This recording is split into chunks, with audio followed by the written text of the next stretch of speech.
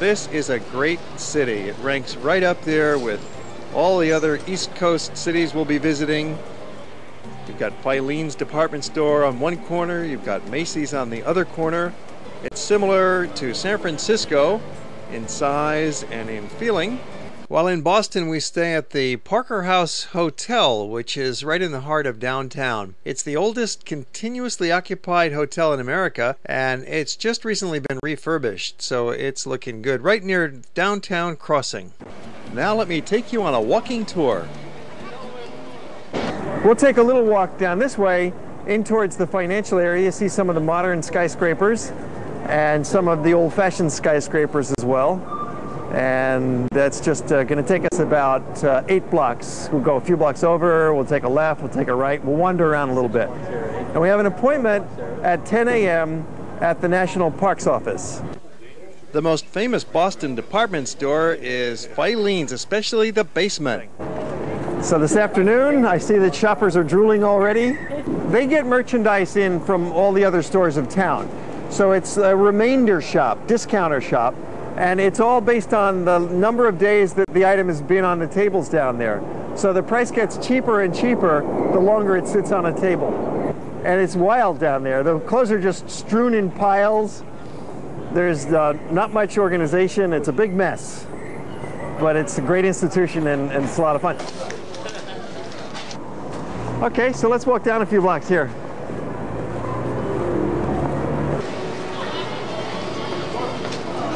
We're going to continue around here to the Post Office Park. It's just a few blocks ahead.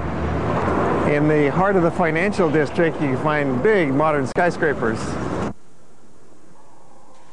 Boston has been enjoying an economic boom in the last decade. There's a lot of financial institutions headquartered as well as high-tech here.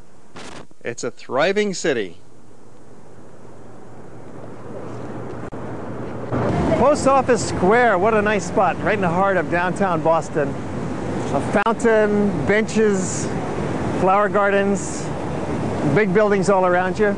So isn't this a great park? Perfect grass. There's a little cafe over there. You can have a snack or have lunch. And downstairs it's a parking garage, big underground parking. So they're really making use of the space. Right, Honolulu could learn from this kind of a park. It's a beautiful Vest Pocket Park. A breathing spot. This is the old Customs Tower, and that used to be the highest building in Boston. So that was a champion skyscraper, and what a beautiful building. Look, it's got those classical columns at the foundation. See, it looks like an ancient Greek temple at the bottom, and that goes around all 4 sides of the base, and then the tower rises up out of that classical foundation, and even at the top you have some classical columns. We had a great opportunity now to learn a lot about the history of Boston with a walking tour with the National Park Service Ranger. Starting here from the old State House. Remember, Boston's under this military occupation, so there are soldiers all over the place here. So back then, Boston was a peninsula. The idea of independence wasn't really forming yet. Then Great Britain places another tax on the colonists called the Townshend duties. And the Townshend duties placed taxes on products that were imported from Great Britain.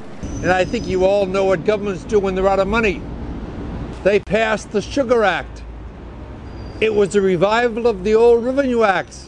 Didn't raise any new tax money, but it gave the Royal Navy and the customs officials more authority to collect the duties due on sugarcane, sugar products. We had always governed ourselves, and we always meant to. Now, Paul Revere's Midnight Ride was made on April 18th, 1775. It was the night before what we now remember as the first battle of the American Revolution on April 19th at Lexington and Concord. Listen, my children, and you shall hear the Midnight Ride of Paul Revere. And then I know, what if by land, too, if by sea, I and the opposite shore will be. In the poem, it says that Revere, that's the other line I remember, is going to ride out to every Middlesex County village and farm to warn everybody. No, he couldn't do that. It's too much. So his mission that night was really only to ride to the town of Lexington on the road to Concord and warn 2 men, Adams and Hancock. You know, they're like yin and yang here. It's a dangerous mission. Revere could be captured, he could have an accident. He needs to know where the British troops will be. So he's going to watch for the signal lanterns in the steeple of Old North Church. And there'll be 1 if by land, 2 if by sea. He never yells, "The British are coming." Now that is disappointing. I want to thank you all very much for coming. You've been an absolute pleasure. Thank you. You're very welcome. Oh, thank you. I'm glad. We followed up on this history of Paul Revere with a trip out to the suburbs to see where the battles actually took place out at Lexington and Concord. It's just about 30-40 minutes outside of Boston, and here it is, the green at Lexington, where the first skirmish took place. The British fired upon the men lined up here and charged, and 9 were killed at this spot. It was April 18th, 1775, and the British troops had marched from Boston to arrest the Patriot leaders Samuel Adams and John Hancock. Not finding them here, the British Army marched a few miles on to Concord, where they had a skirmish with 400 American militiamen. 3 British and 2 Americans died here. When they got down to this point, they were killed by British fire. See, these weren't trained soldiers.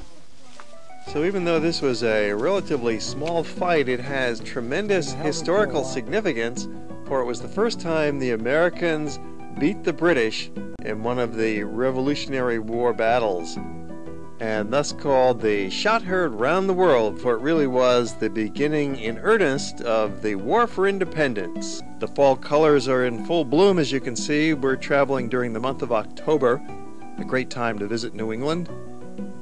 And we've arrived at Concord Bridge. This is where the shot heard round the world was fired, according to Emerson, who wrote the poem. It's a tranquil scene today, but this is where the rebels killed their first British soldier, starting the war. There's ducks in the Concord River, and there's also ducks in the Charles River. We're on a duck right now. This is the Duck Tours of Boston. It's an amphibious fighting vehicle from World War II that takes you through the streets and waters of Boston on a great tour. To that young man. Bob, let's go right through there if you want. My friends, one of the prettiest views that you're going to enjoy is this view when you come through this bridge. The view of the Back Bay. Isn't that a great view? It's the best view of Boston, and you can only get it from the water. All right, thank you, Bob. He's Tom Selleck's neighbor over in Hawaii. There you go, huh? Our guide was a real character. Of course, you had to be there to get the full gist of it, but here's some more little glimpses of the trip. Look at this building. But look at my friends. You're going to see about 25 pretty people right here over to your left, huh? Oh. The oldest college in America is Harvard. It was founded in 1636, and many of the beautiful buildings in Harvard Yard date back to the colonial days. The university library is the largest library on any college campus in the world. You get the feeling of a village green here as we stroll around the campus of Harvard. And today, of course, it's America's greatest institution of higher education.